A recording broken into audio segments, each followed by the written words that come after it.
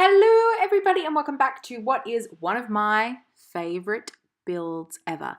And I know I say that a lot, but this time,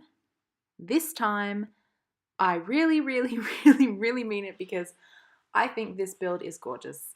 I love it. I utilized so many of the new season's items along with like Jungle Adventure and Cats and Dogs.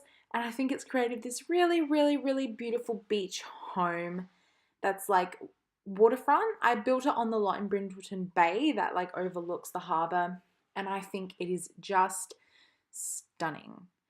Now it's only got 3 bedrooms, I believe, 3 or 4 bedrooms and 2 or 3 bathrooms. So it's not massive, but it is gorgeous, and it has the most beautiful backyard, a really big pool, a really nice back porch as well. And I think it's one of my best builds yet, and it's beautiful. I love it. It's perfect for a family. So if you want it, go grab it. It's on my gallery at CCS Sims 4. It's on the end slate. It's in the description. You all know where it is. But oh my god, I can't believe I actually built this house. I've been dreaming of doing like a waterfront home for a really long time, and I finally did it, and I think it turned out wonderfully. So I actually have never built on this lot before, and I know that's kind of crazy because I play The Sims all the time, but I just don't usually like building residential homes on lots in like the main city parts of the worlds, if that makes any sense at all. So like, you know, in Brindleton Bay, this lot's part of like the main street where you've got like a cafe and stuff. So I usually tend to stay away from building residential stuff in that sort of area. And I mostly build residential stuff as it is. So I have never ever built on this lot. And I love it. I will be building here a lot more often because honestly, the view is just stunning. And I love how it's got its own little private driveway that sort of goes up to the house. It's just stunning. So stunning. And I'm really excited to put this video up because I love this house so much. I know I've said that like 20 times, but I can't wait. I also used those columns from Cats and Dogs and like the beam from Seasons to create that sort of entrance into the dining room, which you can see there. And I did that in a few spots in the house. I know I did it upstairs with the playroom as well. And I think it creates a really nice effect. And another part of the house that is my favorite is the kitchen. And it's sort of like half in, half out. You'll see what I mean in a sec. So the hallway wall is actually also the kitchen wall, and I actually turn that into a half wall. You can see me doing it just there. So it's kind of open to the hallway and the dining space, but it's also blocked off. I end up putting a wall there. There we go, just did it. To make it blocked off, but also really open. So it's half in, half out, and I really like that layout. Of course, I use the white subway tiles. I always use those to create a really nice plain and simple effect, which I think turned out really nice in this house because it's nice and white and plain and simple. So I think the subway tiles worked together very well. You can see me here doing the layout on the second story. I didn't figure it out until I actually got there, if that makes sense. But I tried really hard to make it a nice layout rather than something that was just thrown together, because I did do the facade of the house first and the overall shape of it, like the square shape. So then I went upstairs to do the layout and it didn't really work. So I had to shuffle it around a little bit. So some of the rooms are quite long and some of them have a bit of a weird shape. But I think it still works pretty well, and I still am pretty proud of it, and I do like it. This is just the living room downstairs. So this room also has the sort of divide bit with the beams, and I used also a half wall there to give that effect, and then the glass railings on the stairs as well.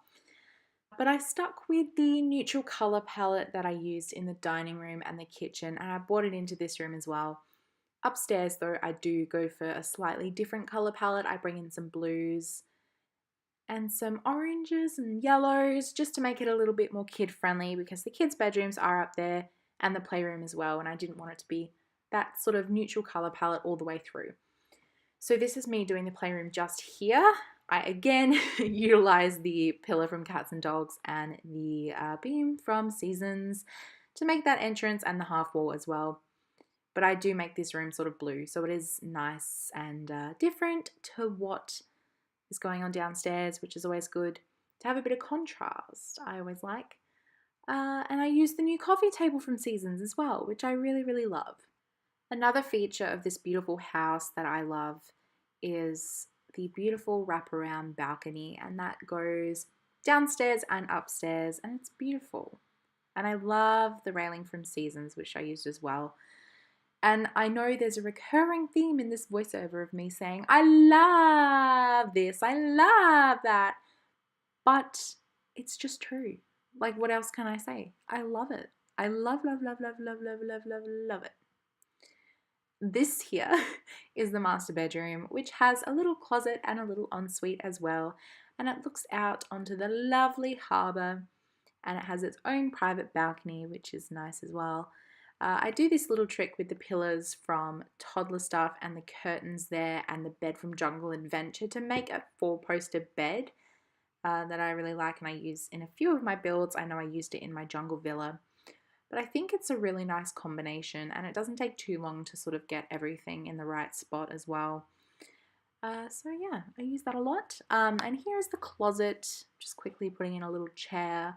I know it's not really realistic because there's not, you know, a lot of space and it's just the closet item in a separate room, but I still like it. And the ensuite as well. Usually I really dislike doing bathrooms, but in this house I kind of enjoyed it because I went with that industrial theme with that new shower from Seasons and those little mirrors from Vintage Glamour Stuff. And I think they turned out pretty nicely. And I'm just doing some landscaping here in the backyard, carrying in the same theme from the front. I now have the hydrangeas, oh God, what are those spiky plants called? I don't know. And the little daisies as well. And I'm just creating sort of a wraparound walkway with the pool there. And I think I do a little fountain with some nice rocks as well.